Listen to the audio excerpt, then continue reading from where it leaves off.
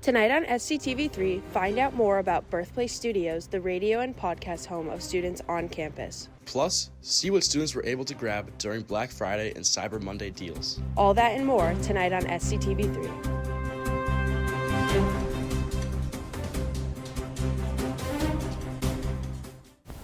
Hello and welcome to another edition of SCTV3. I'm Kaitlyn Kupiec. And I'm Conor Rourke. Thanks for joining us. We start tonight with a closer look at Birthplace Studios, the podcast and radio club here on campus. After the club's activities slowed during COVID, President Reese Merritt and former faculty advisor Kyle Belanger worked hard to get students back into the recording studio. Now, Merritt and the club's new advisor, Jeremy Menard, crossed off another goal for the club, getting the radio station back up and running. SCTV3's Nick Pantages takes a look at what the club has already accomplished and what the future holds. Tucked in the corner of Abbey Appleton Hall is a radio and podcast studio that may appear hidden from the outside, but is filled with rich history. It hosts the podcast produced by the club Birthplace Studios, as well as the 89.9 FM radio station, WSCB, which has been running on the air since the 1950s. The club has been running efficiently, but that has not always been the case. After the COVID-19 pandemic, the studio became overrun, but current president Reese Merritt and former faculty advisor Kyle Belanger worked to get the studio back to where it needed to be. I mean, that took a lot of work. This place kind of looked like a storage room. Like things were a mess. Tables were everywhere. Nothing was plugged in. Now the club hosts a number of different podcasts about a wide variety of topics such as sports, mental health, culture, and music. One student, Nate Emerton, a business management major who co-hosts the podcast Foxborough Fanatics alongside Merritt, believes the club has given him an outlet to express himself. So since starting this podcast, it's really helped me express myself because I've been a big Pats fan my whole life. You know, I get angry at the game, carries on throughout the week. But, you know, we hop in the studio, ran it all out, talk to each other, get hope for the next week. It's just a good time. It's like two dudes talking football. Belanger and Merritt really focused on establishing the podcast side of the club. But the club's new faculty advisor, Jeremy Menard, has worked a lot with Merritt to get the radio station back up and running. Jerry Menard, he's been super helpful and a really strong point to get the radio station back online. That was one of our goals coming into the semester. And now to say, yeah, WSEV 89.9 is back, that's a great thing to say now on campus, and another thing that I'm super proud of. Despite being run mostly by the communications and sports journalism major, everyone is welcome to start their own podcast. With podcasts being a great way for people to express themselves, joining Birthplace Studios can be a place for anyone to find their voice. For SCTV3, I'm Nick Pantages. Birthplace Studios podcast can be found on Spotify, Apple Podcasts, and SoundCloud with links in their Instagram bio. A special holiday-themed bingo was hosted in the Union last night. Hundreds of students grabbed boards and tried to take home some of the noteworthy prizes up for grabs. During the 5 rounds, students could win prizes such as a PS5, an iPad, and a Ninja ice cream machine. Others included a Nintendo Switch and a portable JBL speaker. Some students got into the holiday spirit with holiday pajamas and sweaters. A raffle was even taken for the ugliest sweater, and the winner received a gift card. An undergraduate student art gallery closed its exhibit yesterday. The display, part of the William Simpson Fine Arts Series, opened November 19th. Artwork from members of studio arts classes were featured, including paintings, photography, sculpture, and graphic design. Ceramic creations and drawings were on display in the gallery. Many of the pieces had a vibrant mix of colors and themes, highlighting the creativity of the artists. Upcoming dates for more exhibits can be found on the Springfield College events calendar. This weekend, Springfield College is hosting its annual dance community concert. The concert runs this weekend in Appleton Auditorium at the Fuller Arts Center. Showtimes are tomorrow and Saturday night at 7:30 and Sunday afternoon at 3. This year, the performance highlights a brand new work by guest artist Ana Maria Alvarez, founder of Contra Tiempo, a Los Angeles-based dance theater company. The group is known for combining diverse styles of dance. The show also features choreography by Springfield College dance faculty Maureen Shea, Cody Van Noort, and Sarah Zender. Junior dancer Candace Jackson shared more about what to expect from this week's upcoming performance. The title of the show is a community dance concert, so we just hope everyone can come and see. We are a very close and tight-knit community within the dance program, and we're just here to share our love for dance and share our reasons as to why we continue dancing in college and throughout our entire life. Tickets are currently on sale at springfield.edu/events/Simpson. Prices are $10 for general admission, $5 for students, and $3 for senior citizens and children. With the first major snowfall of the year, it brings concerns of some of the challenges posed by inclement weather, specifically to cars. SCTV3's Tucker Paquette takes a look at what those on campus can do to protect their vehicles this winter. As the winter months near and the weather gets colder, seasonal issues with vehicles come into play. Problems with car batteries, alternators, and starters are the three main issues Springfield College Police Chief Joe Terabashi sees in vehicles this time of year. Terabashi believes one of the biggest steps car owners can take in the winter is ensuring their battery is in the proper condition. Before it gets really cold out, we should be checking our battery level. See, you can check that on your gauge, and on most dashboards it has what's your battery life at. Also, if it's been a couple of years or 3 or 4 years and you haven't changed your battery, you should look into replacing it. Students should also be sure to clean snow off their cars to maintain visibility and avoid getting ticketed by public safety. Other common weather-related challenges that impact cars are troubles with faulty tires and unreliable oil. For students who commute to and from campus, the problems winter weather present are a more pressing issue. First-year Chase Stebbins is one such student, and he intends to make sure his car is protected from the elements if and when they arrive. I drive a European car, so I'm going to have to keep it indoors. I'm going to try my best to start it before the winter time so it's not a cold start. And I'm going to try my best not to get it all dinged up with the ice and the snow. There are a number of local vehicle maintenance stores, tire shops, and other car care businesses within a few miles of campus that can help students with whatever their car may need. If students find themselves in a more urgent situation, they can reach the Springfield College Department of Public Safety by phone at 413-748-5555. Reporting for SCTV3, I'm Tucker Paquette. If someone's car won't start or experiences another serious issue, the college's Department of Public Safety can get them in contact with the proper services to help. The Department of Public Safety is accessible 24/7. We now send it over to Kyle Valentine in Studio B with our local and national weather updates. Kyle? Thanks, Connor. It's been a snowy couple of days, but let's take a look at the upcoming forecast.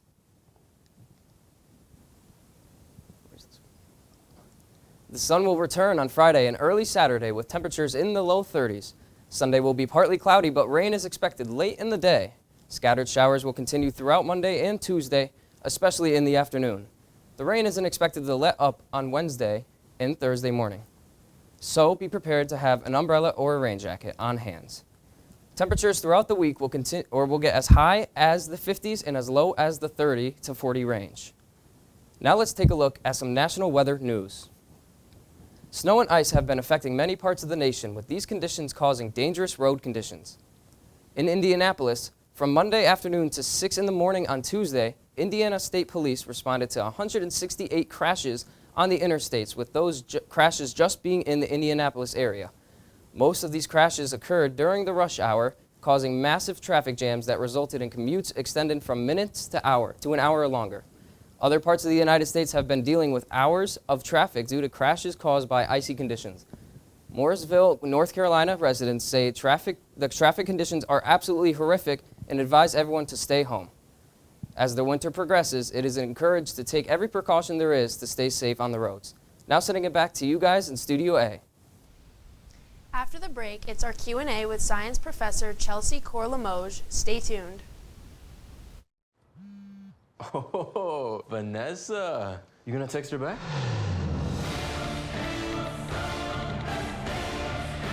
Nope. I'm high. I'm gonna hit the treadmill. You're already making good decisions when you're high. We need to go meet the guys. I'm lit. Can you drive?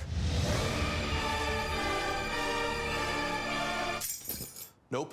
I'm high. How about they come over? Where? Don't make an exception when it comes to driving.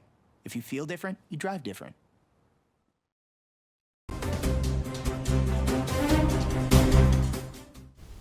SCTV3's Liam Riley spoke to Assistant Professor of Environmental Science, Dr. Chelsea Corlamoge, about her career.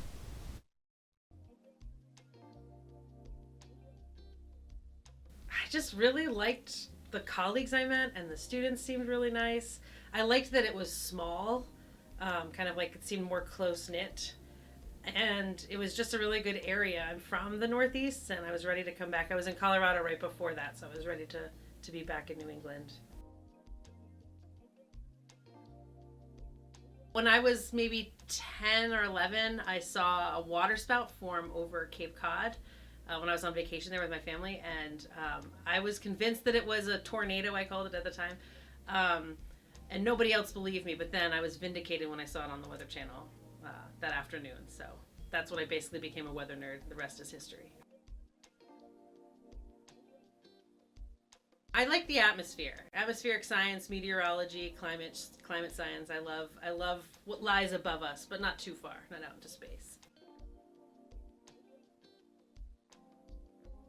I would say some of my favorite memories do come from the classroom and just like the relationships I build with the students, right? We have some good times, good laughs in the class. And then also just the times I get to spend with my friends. I've made some awesome friends here. Other science nerds just like me who also like to teach and like to hang out with you all. And so just kind of the times that we've shared. Dr. Cor Limoges is excited to once again teach physics and hydrology in the spring semester. Nominations are currently open for the Leadership Summit that takes place this upcoming March. Members of the Springfield College community can nominate students to attend the Leadership Summit if they feel like they have certain leadership qualities. The program takes about 40 to 50 students each year to Silver Bay, New York. The student facilitation team is involved in creating leadership workshops, and the goal is to help empower first and second year students to become leaders in their communities. Dominique LeBranch, who is responsible for the selection of the nominees, talks about certain qualities she sees in students who attend the summit. Being kind, using their voice for the betterment of other people, being able to be open to feedback, having a creative mind, and really just being like a compassionate person that others would want to listen to and get involved alongside with. If you would like to learn more about the Leadership Summit, you can reach out to Dominique using the email address below. Now looking at some headlines from around the world. South Korea is being rocked by its worst political crisis in decades. President Yoon Suk-yeol declared martial law on Monday, and just 6 hours later was forced to cancel the order by the country's parliament. The president's late-night declaration created a storm outside the parliament building, where members battled soldiers to get inside. Now he faces a serious threat of impeachment. SCTV3's Sam McGilpin has the story. Thousands of South Korean civilians clashed with soldiers and police outside the country's National Assembly after deeply unpopular President Yoon Suk-yeol stunned critics and supporters with his declaration of martial law. He blamed opposition Democrats for bringing his conservative administration to a standstill and, without proof, collusion with North Korea. South Korea is no stranger to martial law, declared at least 15 times through authoritarian regimes since its founding. Sam Vinograd, a geopolitical lead from the Brunswick Group, states why this time is different. This time that martial law was declared is that it was done so immaturely. President Yoon did not have the support of his cabinet. He did not have the support of his own party. Following protocol, police officers and soldiers with rifles blocked the entrance to the assembly, and after lawmakers that had fought their way inside soon voted to block martial law in a unanimous emergency vote, 190 to 0. President Yool is now facing fierce calls for his resignation. If that does not happen, there is a bill winding its way through the legislature, the National Assembly, to impeach him. Reporting from SCTV3, I am Sam McGilpin. The vote could come as early as tomorrow and needs a 2/3 majority to advance to a constitutional court, which would decide whether to remove him from office. Now with some national news. President Biden announced this past weekend that he had pardoned his son Hunter. In his official statement, President Biden said that his son had been singled out by political opponents. The president is now facing backlash over previous comments where he said that he would not interfere with the case. SCTV3's Caleb Knowles has more. President Biden Sunday night confirmed he signed a pardon for his son Hunter. In a statement, the president said from the day he took office, he would not interfere with the Justice Department's decision and said he would keep his word even as he watched his son being unfairly prosecuted. Biden claims that political opponents in Congress instigated the charges against his son. Hunter Biden was set to be sentenced later in the month after being convicted of felony gun and tax evasion charges from federal cases in Delaware and California. Despite President Biden previously saying he would not pardon his son or affect his sentence in any way, he ultimately changed his decision not long before leaving the White House. I'm extremely proud of my son Hunter. He has overcome an addiction. He's one of the brightest, most decent men I know, and I am satisfied that I'm not going to do anything. I said I abide by the jury decision, and I will do that, and I will not pardon him. With President-elect Trump taking office in less than 2 months, President Biden said he made his decision over the weekend, which he spent with his family, including Hunter, in Nantucket. Reporting for SCTV3, I'm Caleb Knowles. On Monday, the special counsel who investigated Hunter Biden said there's no evidence of vindictive or selective prosecution of the president's son. Whether it's eggnog or champagne, the holidays are the season for festive toasts. It's estimated that Americans drink double their usual amount of alcohol during the holidays, but all that extra booze could harm your health. SCTV3's Dante Iafredi has you covered with what health experts are warning to avoid this holiday season. The holidays are a time to toast the season, but there are health consequences with drinking alcohol. You're supposed to not drink at all. I think it's just a matter of people making decisions for themselves and understanding it's not risk-free. The World Health Organization says there is no safe amount of alcohol consumption, citing years of research on the risks and harms associated with drinking.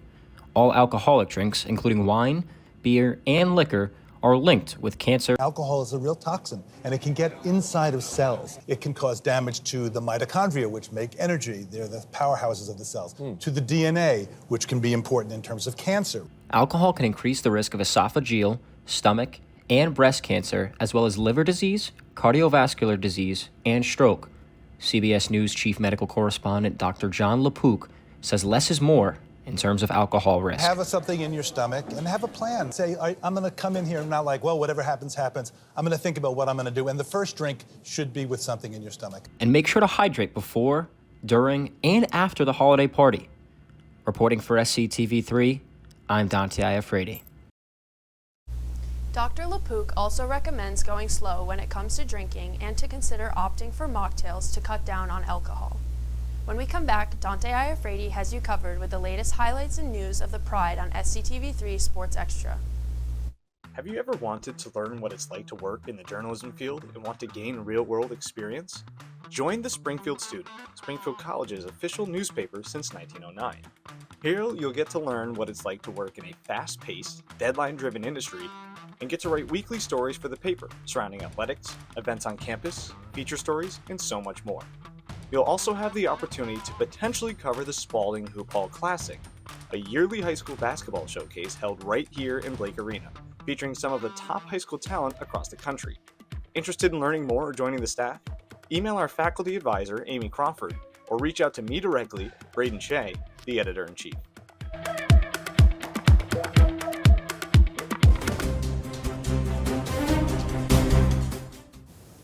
Welcome to this week's edition of SCTV3 Sports Extra. I'm Dante Iafredi, bringing you news on all things Pride athletics.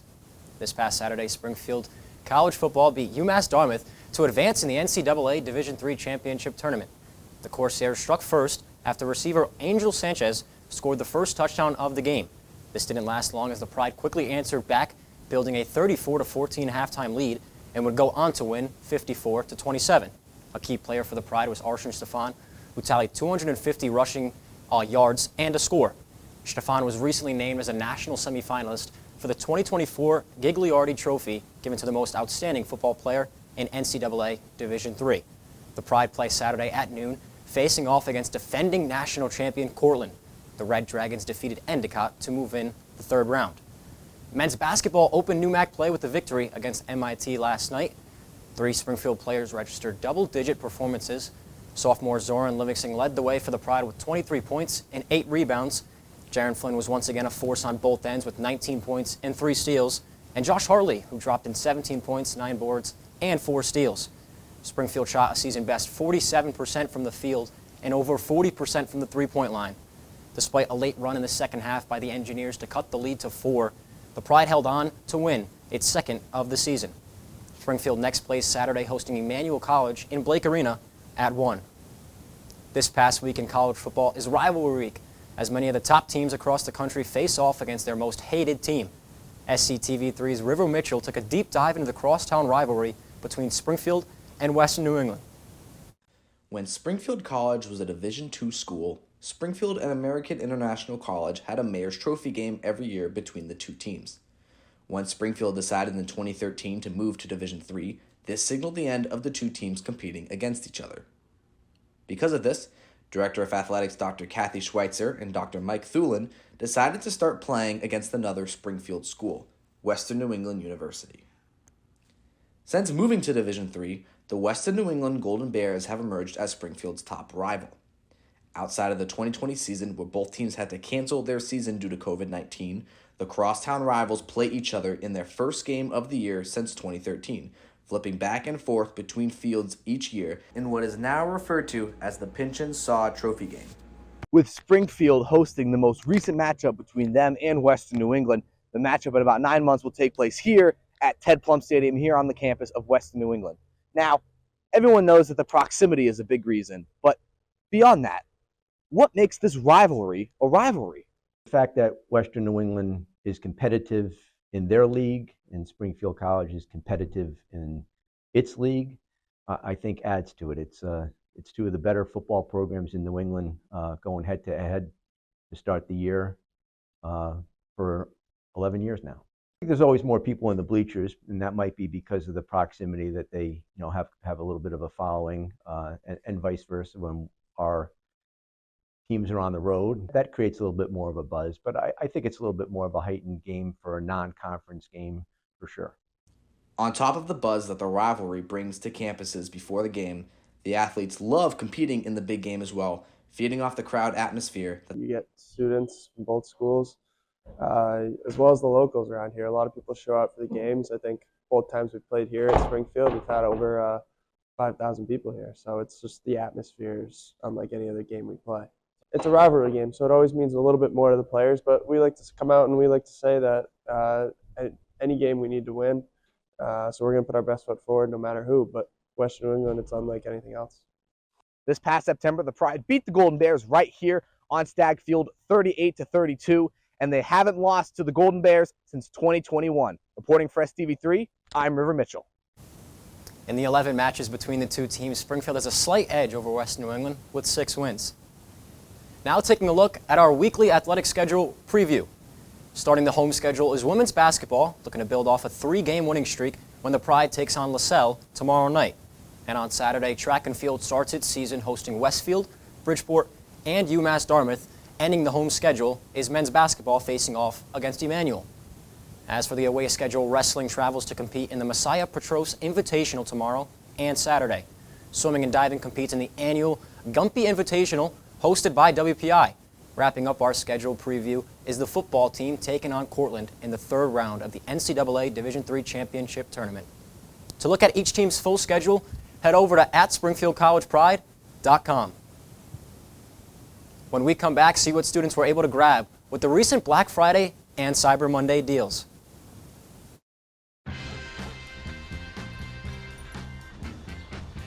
When we adopt a shelter pet, we discover they're a unique mix of all kinds of things. Come on, Jules, spot on this last one. There it is.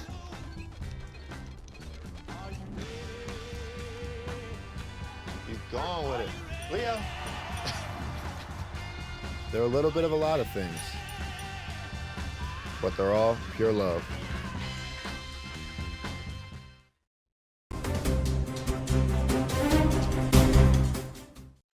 Gifts are always a large part of the holiday season.